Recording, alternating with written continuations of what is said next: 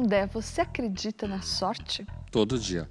Maquiavel dizia que a fortuna é uma mulher. Você concorda? Concordo totalmente. E a fortuna já te sorriu? Todo dia. Azar no jogo, sorte no amor? Eu sempre dei azar no jogo.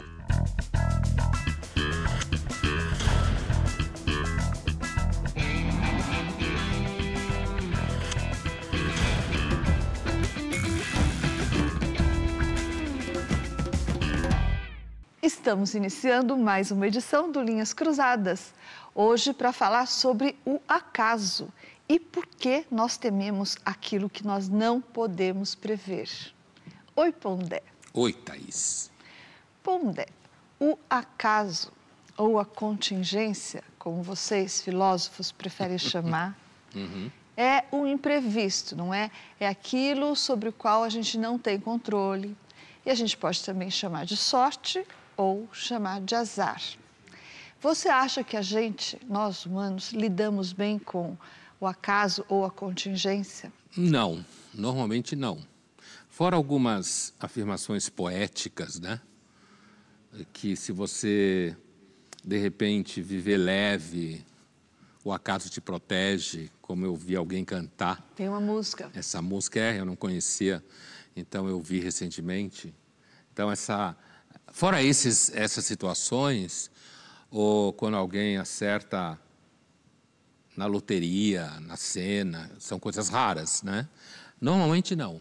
A gente tem, normalmente, a maior parte do tempo, medo da contingência, da fortuna, como se falava no século XVI, XVII. Hoje se fala um pouco também, como sinônimo disso tudo. Mas você tem razão. Na filosofia, a gente gosta de falar contingência. É uma palavra mais chique. Mas significa tudo isso aí, a mesma coisa. Quer dizer, a gente não tem controle. Inclusive, a contingência, no seu sentido mais filosófico, ninguém tem controle.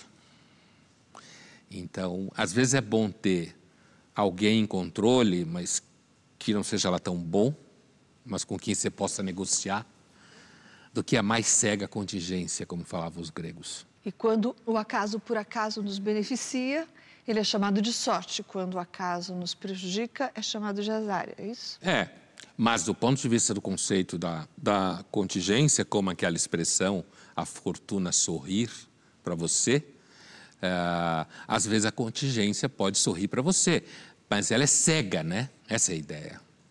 Contingência cega é quase uma redundância, porque como a contingência não é uma entidade, certo? Não há intencionalidade, como se diz em filosofia. A contingência não visa lhe prejudicar ou lhe ajudar. Ela não visa nada. Ela é um movimento repetitivo, desorganizado, sem nenhuma orientação e que vai arrastando tudo nesse processo. Agora, existem formas de contingências que o ser humano sente, que às vezes você pode pensar, por exemplo, existe uma lei no universo, como aparentemente dizem que tem na ciência, certo? Na física, mas ela é cega para nós. Cega como as moiras do Macbeth. E aí, nesse sentido, a gente sente uma relação de contingência em relação a elas, a lei do universo, porque como ela não pretende, ela não é uma entidade, fora aquelas pessoas que acham que o universo é uma consciência, blá, blá, blá, então a gente acaba interpretando esse tipo de lei em relação a nós como contingência. Por isso você pode ter lei cósmica e a gente sentir acaso do mesmo jeito. Fomos às ruas perguntar para as pessoas se elas acreditam que o mais importante da vida é ter sorte ou se esforçar para conseguir aquilo que ela quer. Eu acredito no esforço, porque quando você se esforça para fazer alguma coisa, as pessoas veem que você está se esforçando. Isso abre várias oportunidades na sua vida. Acredito nos dois ao mesmo tempo. Às vezes a gente tem um pouco de sorte, mas as coisas vêm com esforço. Pessoalmente, eu acredito mais no esforço, porque sorte e azar é muito relativo. Algumas pessoas podem considerar qualquer coisa sorte e a mesma coisa para o azar. Então, acho que o esforço em si é o que eu acredito. Eu acredito mais na sorte, porque a vida em si ela é composta de oportunidades de sorte que vai ficar ao seu favor. O mundo em si é mais composto de sorte. Esforço vale a pena? Vale. Mas eu acho que se você não tiver sorte, o esforço não vai valer em nada. Eu acredito um pouco em todos, só que eu acredito que sorte e azar podem ser muito manipulados na nossa sociedade e tudo mais.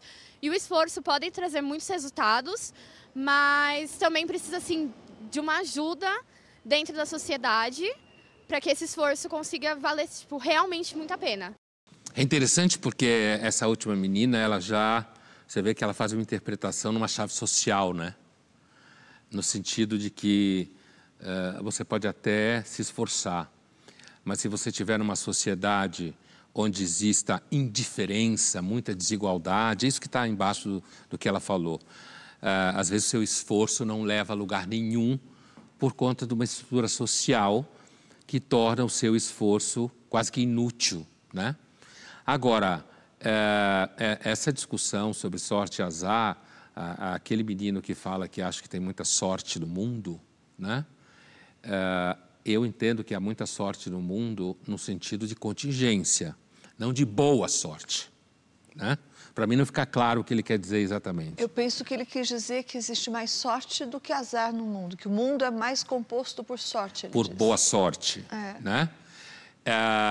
É difícil fazer uma medição dessa, completamente impossível, né? Claro que sim. Agora, achar que existe no mundo mais sorte, eu até posso achar que sim, levando-se em conta que a gente ainda não explodiu o mundo, deve ter uma variável de sorte no meio das relações entre todas as espécies, inclusive nós. Agora, não resta dúvida que, apesar do esforço que uma pessoa pode ter na vida, eu entendo que ela tem que dar sorte. É claro que se eu falo, não, na vida só existe contingência, até o Maquiavel acharia que isso é papo de vagabundo, né? Porque fortuna, como falava o Maquiavel.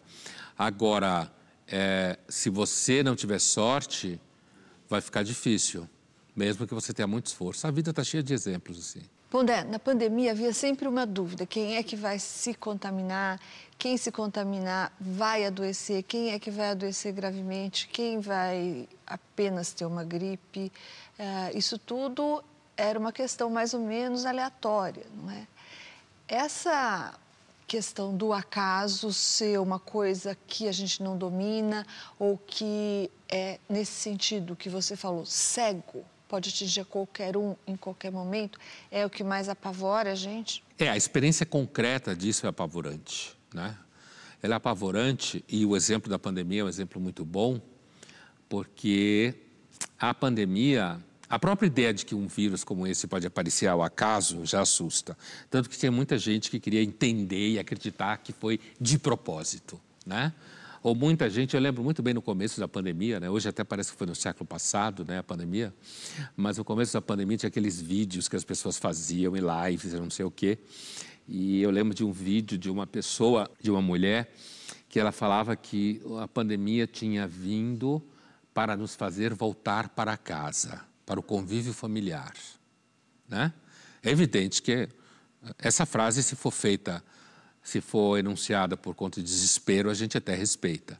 Mas se a pessoa quiser dizer isso, entendendo que de fato a pandemia pode ter vindo para alguma coisa, ela não veio para nada, ela é cega.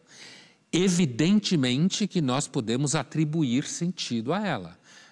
Não tem nada de errado você atribuir sentido a alguma coisa que em si não tem, né? É assim que a gente funciona. E você pode, inclusive, aprender com o que aconteceu, o que não necessariamente acontece no caso de pandemias, como a gente sabe ao longo da história. Mas, assim, não resta dúvida que isso que você exemplificou, quem adoece? E se adoece, é grave? E se é grave, morre? Certo? Isso antes de vacina e tudo mais. Isso é um exemplo de acaso absolutamente encarnado. Inclusive quando explicavam, como é muito comum, que era uma questão genética. Em medicina, quando você não sabe, empurra para a genética. Porque mesmo que você diga, então, que um certo conjunto genético implica numa certa reação a um vírus, o fato de você ter o que está aí, mais ou menos, ninguém sabe se é verdade ou não, mas supõe-se que sim, mas o fato de você ter esse conjunto genético é acaso. Vamos assistir agora a uma cena do filme Contágio, de 2011. A cena mostra a importância do acaso num evento que pode afetar toda a humanidade, como o surgimento de um vírus. We've sequenced the virus and determined its origin, and we've modeled the way it enters the cells of the lung and the brain. And the virus contains both bat and pig sequences. And in the bottom right, you can see the dark green is pig and the light green is bat. And here you can see the crossover event, bat, and pig, bat. And here is a model of the virus and how it attaches to its host. The blue is virus, and the gold is human, and the red is the viral attachment protein, and the green is its receptor in the human cells. These receptors are found in the cells of both the respiratory tract and the central nervous system. And the virus attaches to the cell like a key slipping into a lock. Somewhere in the world, the wrong pig met up with the wrong bat. You ever seen anything like this before? No. And it's still changing. It's figuring us out faster than we're figuring it out. It doesn't have anything else to do. So we have a novel virus with a mortality rate in the low 20s, no treatment protocol, and no vaccine at this time. That is correct. From here on out, I want no one working on this except the BSL-4. The last thing we need is for this thing to walk out of the lab on the bottom of someone's ship. Profético, né? Eu vi esse filme quando passou, mas assim, hoje, olhando essa cena, parece que você está ali, um profeta e uma profetisa conversando, né? E é de 2011 esse filme. 2011, né? Já vai há algum tempo. Mas é porque, digamos assim, o protocolo social, para usar a expressão que ele usou, hoje não tem nenhum protocolo médico nem de vacina para enfrentar isso, mas assim, o protocolo social é o mesmo, né? O mesmo no sentido de se você tem um vírus muito agressivo, inclusive essa metáfora que ela usa como uma chave, né, no chaveiro, certo? Que entra na fechadura, era a metáfora que se usava durante a pandemia, né, de Covid, né? Exatamente essa metáfora. Porque é uma metáfora super didática, que explica a forma como o vírus encaixa numa determinada célula, gerando, então, as reações, a doença que ele vai gerar. E o protocolo social daí é o pânico, não tem vacina, se espalha, vai morrer um monte de gente, a gente não está preparado. É o mesmo. Se daqui 10 anos, 20 anos tiver uma outra pandemia, provavelmente vai ser o mesmo. E eu suspeito que se tiver uma pandemia daqui 10 anos, nós vamos pastar do mesmo jeito. Ninguém vai estar preparado para isso. A gente talvez esteja preparado por aquecimento global, mas para a pandemia não. Linhas Cruzadas volta já já e no próximo bloco nós vamos falar sobre o que as pessoas fazem para se proteger do acaso. Como rezar.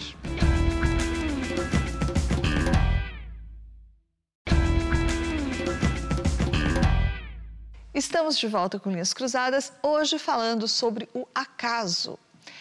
Pondé, por que você diz que a superstição, mesmo a religião, o pensamento mágico, a crença nos orixás, tudo isso é uma forma de a gente se proteger contra o acaso e os seus efeitos sobre nós? A gente reza porque entende que nessa hora você está pedindo ajuda para alguém que supostamente tem mais poder do que você, né? E que pode, ali onde você não pode nada, onde reina a sua impotência, poderá agir de alguma forma para que aquele sofrimento, ou seja lá o que for, seja afastado. No lugar da reza... E livrai-nos do mal, amém. Então, livrai-nos do mal, amém, na chave cristã, certo? Que todo mundo sabe, está mais próximo de nós. Mas você pode, no lugar da reza, também pensar no ritual mágico, né? Até sacrifícios humanos e animais são praticados e eram praticados, no caso de humanos, hoje acredita-se que não mais, mas animais ainda assim, né, em algumas religiões, são praticados no sentido de que você está alimentando a divindade com sangue, se for inocente era melhor ainda, para que, quem sabe, dessa forma, a divindade não pegasse tão pesado em você. E por aí vai, quer dizer, até chegar em Freud, né? O Freud, no seu famoso texto A Futura de uma Ilusão, a ilusão aqui é a religião, né?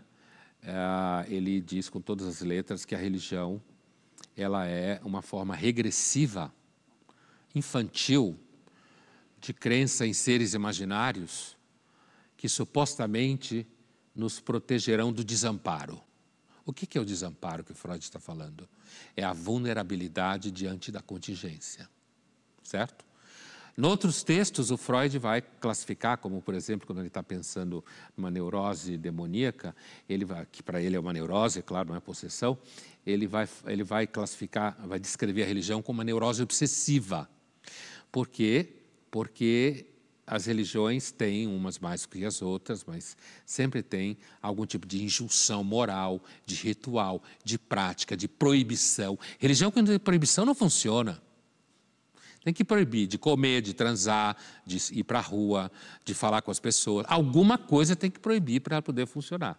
Então, assim como os rituais religiosos, também seria uma forma de a gente se proteger contra o mal, contra o acaso, contra a contingência.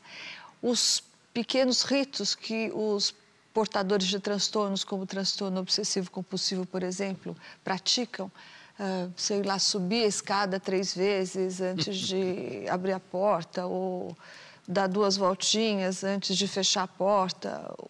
Esse tipo de ritual faz parte dessa tentativa de dominar, de contornar o acaso? Sem dúvida. E o Freud diz isso textualmente, né? Freud sim diz que esses rituais obsessivos, como ele fala, que não pisar, que o Jack Nicholson faz aquele filme Melhor Impossível, não pisar na junção entre azulejos, por exemplo, no piso, alguma coisa assim. Ou também pensando no filme que ele usava o sabonete uma vez só, né? Porque vai saber os micróbios, como se falava antigamente, que ele passou para o sabonete, aí a próxima vez que ele usar, né? Então você vê claramente aí o vínculo entre a busca de limpeza, de higienização, de ordem absoluta, de proteção contra o efeito nefasto do acaso ou da contingência, e a pessoa que tranca a porta 3 vezes, né? Se ela não tranca 3 vezes para ela não estar trancada, é porque na cabeça dela, ela criou o ritual de que 3 vezes é o número que significa que ela não esqueceu de trancar a porta, né? A mesma coisa acender e apagar a luz, né? Fechar e abrir a janela 3 vezes, ou tomar 3 banhos por dia, ou cada vez, depois da pandemia, cada vez que você aperta a mão de alguém, você passa álcool em gel, né? Não, peraí, aí já não é toque, aí é uma questão sanitária que faz todo sentido. Eu dei esse exemplo justamente para mostrar que as fronteiras às vezes não são tão claras assim, certo? E o fato que às vezes as fronteiras não são tão claras assim, durante epidemias e pandemias, você tem que investir na paranoia, certo? Como forma de pedagogia. Investe na paranoia, como a gente viu médicos, cientistas, todo mundo investir, por uma razão pedagógica, porque o ser humano já é dado a ser meio esculhambado. Então, a fronteira, essa é a pergunta do paranoico. Você me garante que eu não tenho razão? Essa é a pergunta do paranoico, né? E o paranoico vai dizer para você, você não pode, porque o meu trunfo é que às vezes eu estou certo. Eu paranoico, certo? Vamos ver agora uma reportagem que mostra pessoas supersticiosas e que praticam rituais diários para driblar o azar. Esquenta, frita, arruma e serve. Nhoque com um dinheirinho embaixo do prato. Agora é só comer e aguardar a fartura na vida. É algo que eu levo bem a risco, assim.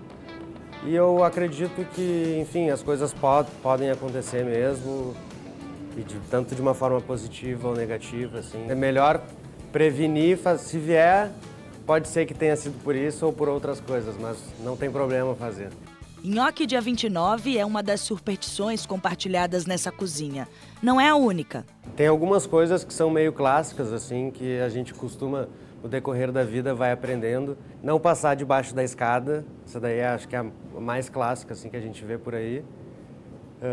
não varrer o pé para poder casar, assoprar a canela na virada do ano para trazer coisas boas, energias e dinheiro, enfim. Bom, a superstição ela é cultural, popular, mas também ela é passada de geração em geração.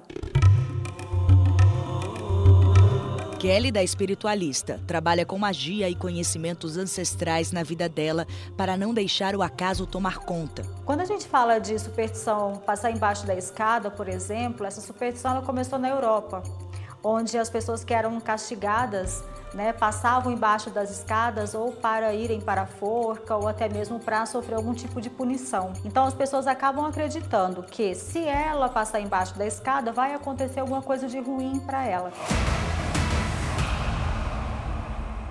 Só que a superstição ela é muito passada de forma fonética, né? Ou seja, o pai passa para o filho, os avós vão passando, então é quase que algo da árvore genealógica. Nossa, eu tenho bastante, viu?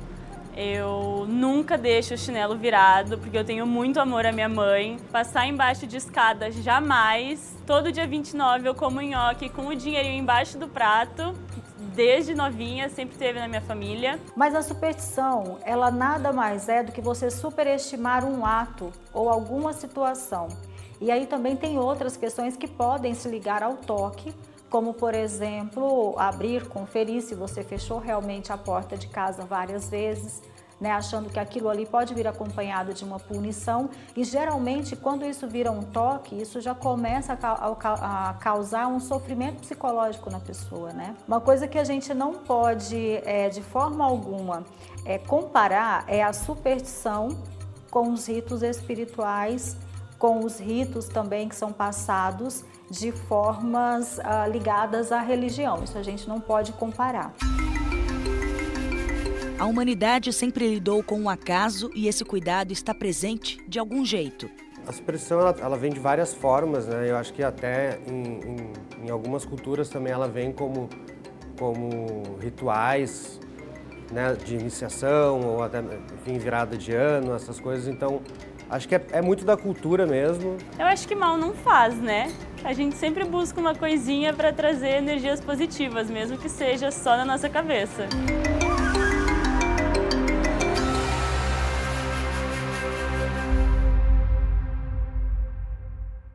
A superstição, sem dúvida nenhuma, é uma coisa ancestral, ninguém sabe direito como aparece. A fronteira entre ela e o ambiente religioso não é tão claro assim como pode se pensar. Agora, a superstição ela pode ser muito ignorante mesmo. Ela pode gerar comportamentos que, do meu ponto de vista, são comportamentos altamente desagradáveis. Pular onda no final do ano, né? Tudo bem, você pula a onda achando que isso, de alguma forma, pode lhe trazer sorte. Aí é a ideia de que você acredita que está manipulando o acaso ao longo do ano que virá, né? Não há dúvida que aquela frase que eu gosto muito do espanhol, eu não creio las brujas, pero que las hay, você sempre deve guardar ela em algum lugar da sua mente. Agora, a superstição, por exemplo, faz com que muita gente mate gato preto.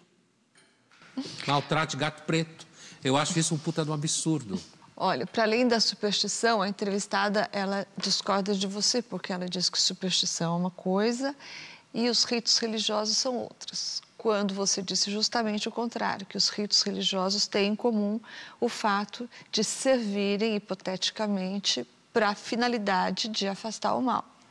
É claro, olha, eu posso entender que, por exemplo, quando os judeus, na sinagoga, em certos momentos, nos cultos, pegam a Torá, que são os primeiros 5 livros da Bíblia hebraica, o Velho Testamento, como falam os cristãos, e andam com a Torá, aqueles rolos, entre as pessoas na sinagoga. E as pessoas vão e beijam a Torá, certo? Ou beijam com a mão, alguma mediação, então beijam diretamente a Torá, aquelas que não são muito paranoicas, beijam diretamente a Torá. Essas pessoas, claro, estão praticando um hábito tradicional, né? De cara não é uma superstição, mas se você acredita que se você não fizer isso, certo? Você estará em falta com Deus, porque afinal de contas foi Deus que nos deu a Torá, para aqueles que acreditam nisso, aí você vê o que eu quero dizer, como às vezes a fronteira não é muito clara. É claro que um padre que está fazendo a Eucaristia e uma pessoa que está comungando, não tem na cabeça que é a mesma coisa de pular onda ou não passar embaixo da escada, que inclusive pular onda ou não passar embaixo da escada são práticas um tanto descoladas de universo religioso e institucional. Pular onda alguém pode até achar que tem a ver com Iemanjá, mas está descolado de universo religioso, não é propriamente o candomblé, tampouco passar embaixo da escada. A Eucaristia não, está dentro do universo religioso, porém, a pessoa que pratica isso pode facilmente acreditar que ao fazer isso, ela está se protegendo sim. Portanto, religião e superstição, quanto mais a religião está encravada em você, sabe, psicologicamente falando, culturalmente falando, mais ela pode se aproximar da superstição. Agora, é claro, eu posso fazer a diferença entre as duas para efeitos didáticos, mas não é tão simples quanto a entrevistada fez parecer, me parece. Linhas Cruzadas volta já já e no próximo bloco nós vamos ver como o acaso pode ter mudado a história e a nossa vida.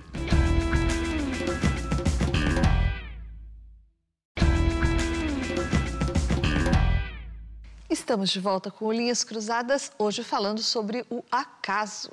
E agora nós vamos ver algumas imagens que mostram exemplos da ação do acaso na história.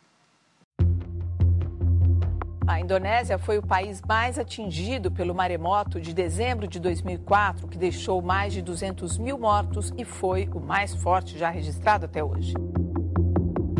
Lamento informar que o excelentíssimo senhor presidente da República, Tancredo de Almeida Neves, faleceu esta noite no Instituto do Coração. O Airbus 320, vindo de Porto Alegre, tentou pousar, atravessou uma das principais avenidas de São Paulo e bateu, causando incêndio.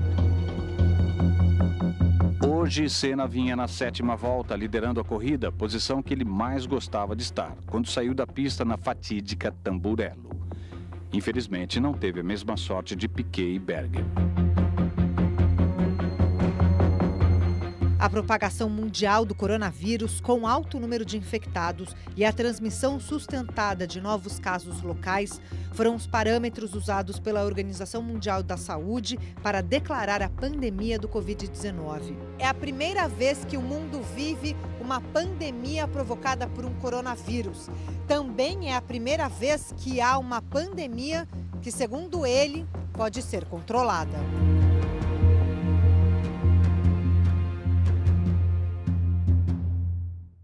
Antes de você falar, Pondé, muita gente já vê isso e vai dizer, mas espera, como assim? A doença do Tancredo podia ser algo que ele carregava desde muito antes. O acidente do Ayrton Senna pode ter sido em função de uma falha humana. E o que tem isso a ver com acaso? Eu já sabia que você ia me perguntar isso, fazer essa referência, porque de fato salta aos olhos, né? Mas aí eu lembro daquilo que a gente falava no começo do programa, que às vezes você pode ter um conjunto de causas que você até pode identificar, mas a gente vive isso como acaso, né? No caso do Tancredo, por exemplo, pode ter, da idade que ele tinha, problema de alimentação, problema genético, que causou diverticulite, se não me engano foi a causa-morte dele, se me lembro bem. Ou seja, você tem aí um conjunto de elementos que você pode rastrear supostas causas. Agora, o efeito que a morte dele teve sobre o Brasil naquela hora é que a gente vê como um efeito do acaso, certo? Porque se ele não tivesse morrido, talvez a história do Brasil recente tivesse sido diferente, né? Se o Sarney não tivesse assumido e aí o Sarney não tivesse cercado por um certo número de pessoas que embaralharam tudo na economia, na inflação, talvez se o Tancredo tivesse ficado vivo e assumido, ele tivesse feito uma transição democrática melhor, certo? É aí que a gente pensa naquilo que se chama a história do si, né? Que não existe. Ele morreu. Mas é quando você é capaz de entender o impacto que aquele evento teve daquela pessoa naquele momento, aí você entende como a gente vive isso como acaso na história. É claro que ele não morreu por acaso. A própria pandemia, como a gente falava no começo, né, o exemplo de contingência. É claro que você tem aí um processo científico que foi sendo aos poucos identificado, né, como funcionava o vírus, como ele causava a morte, qual era o tratamento. Mas ainda assim, o elemento vinculado ao gene, por que o gene é acaso? Né? Porque o fato de ser seu pai e sua mãe, e não fulano e beltrana, outras pessoas, é acaso. O fato de você ter nascido daquele pai e Desse daquela casal é acaso. O fato deste casal ter transado naquele dia é acaso. O fato de ser aquele espermatozoide que ganhou a corrida e aquele óvulo que estava na fila é acaso. Agora multiplique isso por todos os seus ancestrais. Quanto acaso tem nisso? Quanta contingência? Quanto homem teve que encontrar com quantas mulheres para que esses homens e essas mulheres, numa ordem específica, transassem, ainda assim atravessados pelo acaso de espermatozoides e óvulos e toda a história de vida deles até chegar em você. Por isso que muita gente, é muito comum, muita gente negar a contingência, querendo dizer que você escolhe onde você vai nascer antes, escolhe os pais que você vai ter, que você escolhe a missão, ou Deus te dá uma missão. O que são essas crenças, senão tentativas de colocar limites ao acaso? Então, a vida, a história, a nossa existência biológica, tal como a gente é feito, por conta dos genes, eu quero dizer, isso tudo é atravessado pela contingência e pelo acaso. Por isso que as pessoas tentam inventar histórias, né? Não, o Tancredo tinha que ter morrido para que o Sarney assumisse, e daí a gente vivesse o plano cruzado e blá, blá, blá, blá, blá, até conseguir o Fernando Henrique conseguir fazer o plano real. Quer dizer, as pessoas vão montando coisas que deviam acontecer, porque a simples ideia de que tudo é atravessado pelo acaso, tem gente que enlouquece com isso. Não põe o pé na rua. Mas, Pondé, você não acha que o azar é muito mais visível do que a sorte? Quer dizer, os dois são frutos do acaso, são uma consequência do acaso. Mas o azar, ele é mais eloquente, digamos assim, porque ele é visível. Então, você quebrou uma pedra, você quebrou uma pedra. Aí, a sorte, por seu lado, pode ser você ter escapado de uma cilada ou de um buraco que faria você quebrar a perna. Então, você teve sorte, mas isso não aparece. Não seria o azar, assim, um pouco desproporcional, porque ele é mais visível? Olha, sem dúvida nenhuma, né? Tanto que a gente está mais preocupado em nos proteger através de rituais e obsessivos, religiosos, supersticiosos, do azar do que da boa sorte, né? Ainda que aquela história da reportagem, você colocar $1 embaixo da comida, ou comer nhoque no dia 29 para te trazer sorte, é uma tentativa de você trazer a sorte para você, né?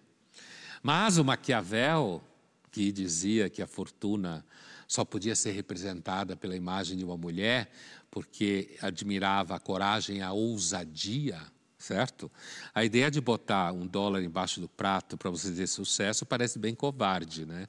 Bem banal. Então, essa fortuna do Maquiavel não vai te sorrir você tendo uma atitudezinha dessa, né? De achar que dessa forma você vai fazer com que o dinheiro venha. Mas, no frigir dos ovos, está valendo.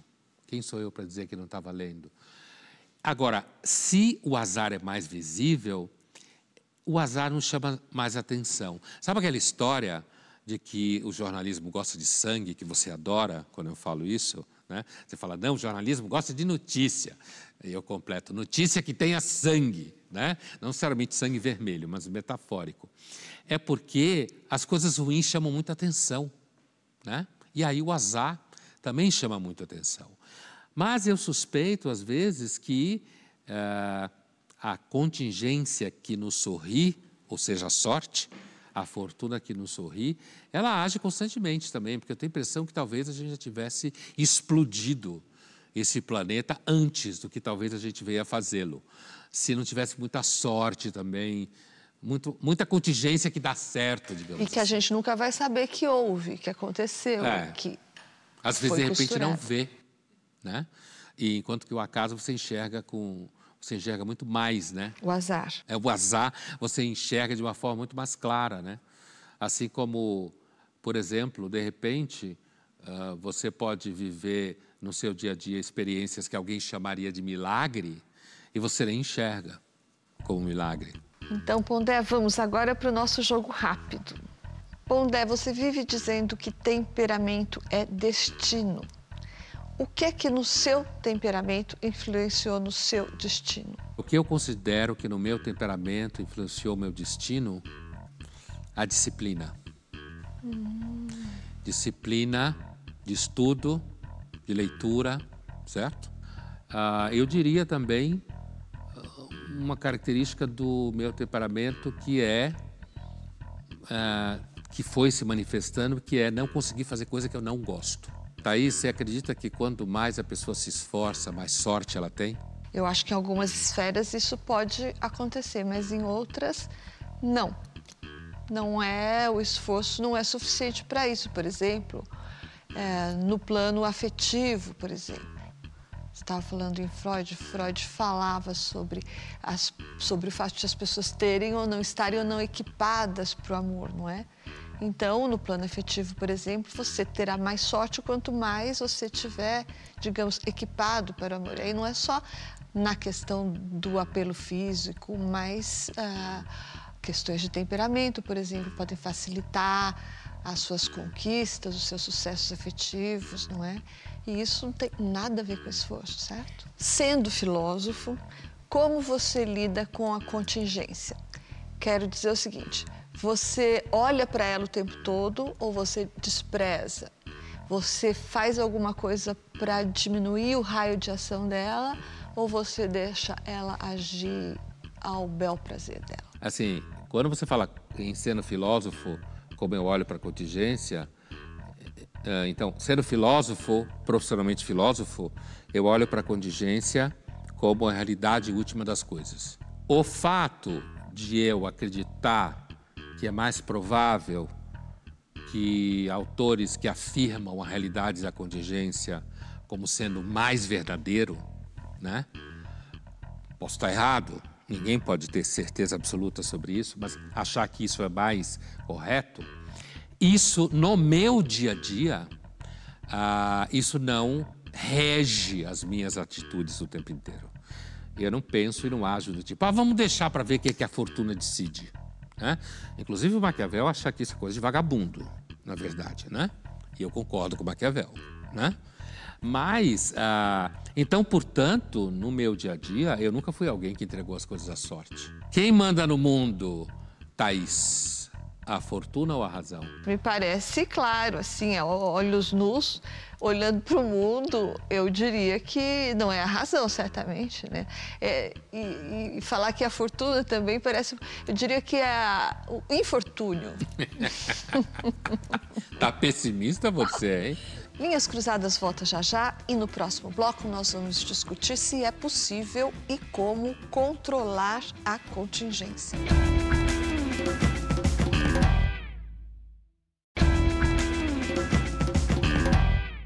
Estamos de volta com Linhas Cruzadas, hoje falando sobre a contingência e de que forma ela afeta a nossa vida.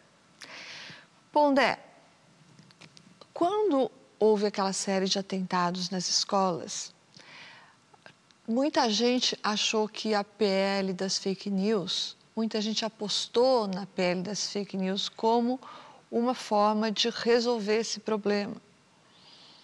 E as redes sociais foram eleitas as culpadas por tudo. E daí, quando você pensa que você pode exterminar de uma vez um problema, exterminando um suposto culpado, isso não seria uma forma de também tentar aplacar essa coisa desesperadora que é a contingência? Esse caso específico, sabe, Thaís, que é um caso... Ele é super dramático, porque envolve criança, né? Todo homicídio é dramático, mas quando envolve criança, normalmente nos comove muito mais, toca muito mais as pessoas e tal. devido à enorme barbárie. Agora, os Estados Unidos sempre teve ataques em escolas muito antes de redes sociais, né? O Brasil também teve antes de redes sociais, né? Apesar de que eu, pessoalmente, não tenho dúvida que redes sociais podem estimular todo tipo de violência, eu temo que essas coisas de sair matando pessoas ou crianças em escola é uma espécie de contágio no Brasil de uma prática americana mesmo. A gente é contagiado pelos Estados Unidos em tudo. Fala clichês, Coca-Cola, jeans, chiclete, só para ficar aí clichê antigo. A esquerda e a direita brasileira são uma cópia dos Estados Unidos, né? Todas as modas que aparecem nos Estados Unidos, de roupa, de estilo, de behavior, como se fala, de comportamento, é tudo vindo dos Estados Unidos.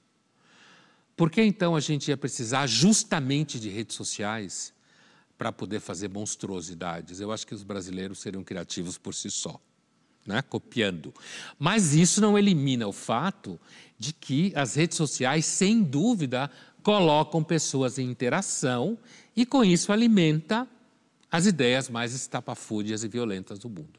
Mas o que eu queria dizer é que não será essa consciência de que houve uma grande dose de acaso e de contingência na tragédia, não seria essa ideia um tanto desesperadora demais? E daí, por isso, como uma espécie de escapismo, as pessoas tendem a achar um culpado, que nesse caso seria as redes sociais. Então, hoje, pôr a culpa de tudo nas redes sociais é uma forma de você meio que descarregar o desespero diante de coisas que não têm resposta, para não falar de coisas que você mesmo faz. E aí, voltando ao teu exemplo, precisamente, quer dizer, por que que quando acontece, eu lembro que quando começou a acontecer nos Estados Unidos, mais recentemente, mas há mais de 10 anos atrás, fizeram um documentário sobre o caso de Columbine, se não me engano, no Colorado.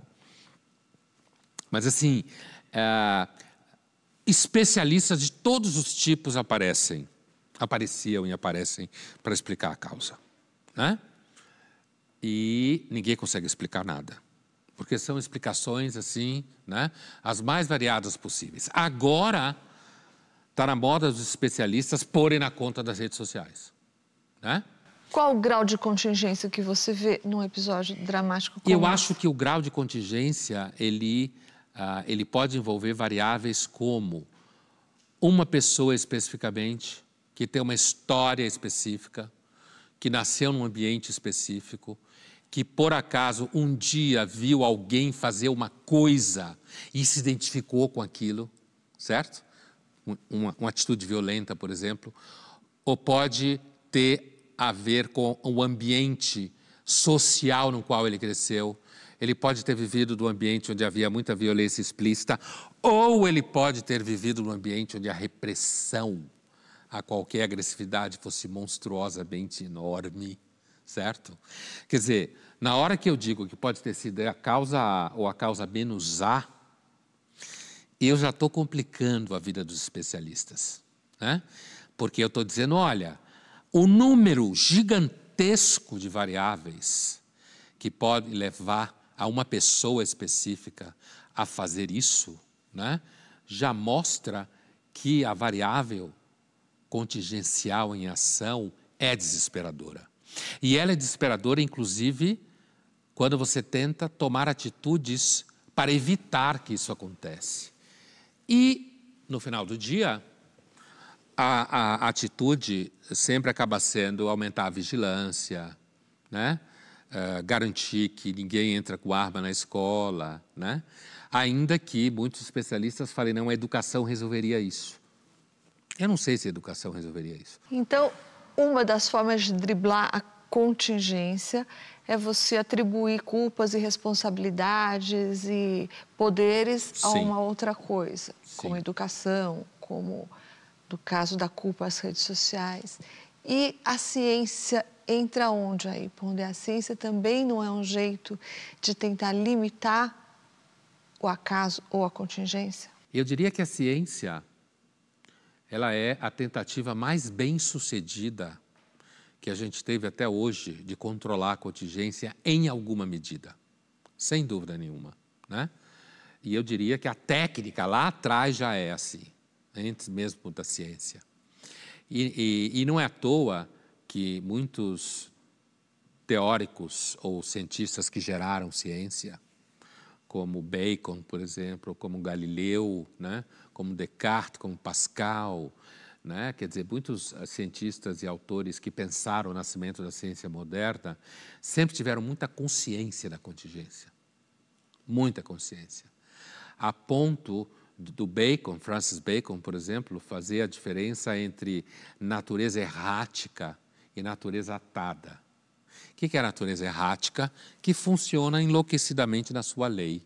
Inclusive, até quando um cometa bate na Terra, né?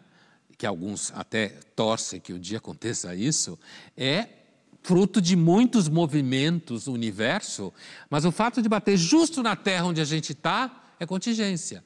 Mas não resta dúvida que a ciência ela tem sido razoavelmente bem-sucedida em controlar certos processos contingenciais, como, por exemplo, não beba água suja, porque a gente sabe que ali pode ter bicho. Ferva a água. Tome vacina em meio a uma pandemia, porque existem dados que indicam que isso funciona, apesar que na época muita gente produzia fake news dizendo que não funcionava, né? Agora, uma outra coisa, que eu acho que é um equívoco muito comum em muita gente, é supor que a ciência por si só, como ela tem alguns avanços em territórios da vida, da engenharia, da medicina e tal, que ela implica num progresso linear e acumulativo. Não. A ciência pode, em um dado momento, acabar com o mundo. Ou ela pode criar problemas que ela mesma não consiga resolver no plano comportamental dos seres humanos, certo? Então, apesar de que a ciência sim é um sucesso até agora em controlar algumas variáveis contingenciais, de forma nenhuma dá para garantir que a ciência vai controlar a contingência de forma absoluta e que ela não vai ela mesma criar problemas que em si geram novas variáveis contingenciais. Vamos ver agora uma cena da minissérie Seleção Artificial, que mostra a manipulação do DNA, que foi um dos maiores avanços científicos que a ciência já conquistou. But when you're talking about editing DNA, you're talking about changing a species. And that's not a minor thing. That's a fundamental, powerful choice. So these mice were vaccinated, and so they should be immune. That's the hope. The hope is that we would be able to make mice that actually kill ticks that bite them. If we can make any tick that bites a mouse die, it's not going to transmit anything. It'll disrupt the transmission cycle of every tick-borne disease. And by encoding that in the genome of the mice, we could ensure that all of their descendants would be similarly immune to ticks. You say that CRISPR could enormously improve the world, but it could also endanger the world. How could gene editing endanger the world?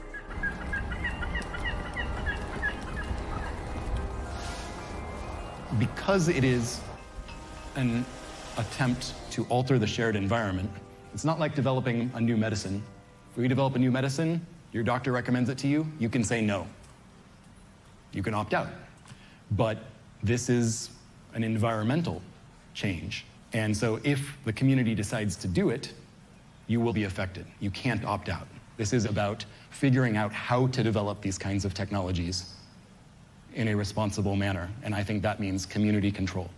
So they're talking about genetically modifying enough mice so that they could be released and mate with the mice that are here and win out. And what you're doing is you're changing the genetics of something forever, and you're changing an entire species in an ecosystem, and I think it's kind of ridiculous to pretend we could figure out what would happen all the time if you did something like that. Well, let me just point out that our current civilization is not sustainable absent continued advances. So we have no choice. We have to continue. The question is, as technology becomes increasingly powerful, can we make wise decisions? Eles estão falando do projeto CRISPR, que é esse projeto de editar genes, né? E, no caso, editar genes de ratinho e tal. E é exatamente o que a gente estava falando antes, né? Porque a ideia é de que se você conseguir agir sobre o mundo, no caso, a espécie de ratos e depois a espécie humana, né? Essa é a questão que está sempre em jogo. Se você conseguir fazer isso, você pode, de alguma forma, melhorar a condição das espécies do mundo. Veja que um dos cientistas fala que o nosso crescimento não está sustentável. Então, a gente precisa agir. E a frase última é muito boa. O que está em questão é se a gente pode fazer boas decisões. De vez em quando a gente faz boas decisões, mas até a própria ideia de uma boa decisão está atravessada por todo tipo de narrativa e de interesse. Então, nessa questão, Thaís, eu acho o seguinte: esse é um excelente exemplo da ideia de controle da ciência das variáveis contingenciais, né? E é, ao mesmo tempo, um excelente exemplo, como diz o personagem lá da série que tem a barba e está pondo em questão o projeto CRISPR, quer dizer, é um excelente exemplo também de que você faz uma mudança num meio ambiente gigantesco, que tem todo tipo de variável em ação que a gente não tem controle, você mexe numa coisa de efeito explosivo, que é o DNA, e você pode gerar eventos completamente não previsíveis, né?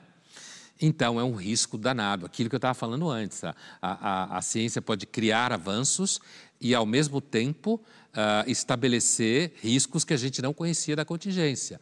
Mas eu suspeito que, se der dinheiro e fizer a gente ficar mais saudável nos Estados Unidos e na Europa, nós vamos pisar na jaca. E vamos editar tudo que tiver, bebê, cachorro, ratinho e mais. Se você não editar, vão chamar você de reacionário, você não vai ter seguro-saúde. É por aí que vai. Cada vez mais divertido. Linhas Cruzadas fica por aqui, mas na semana que vem a gente está de volta.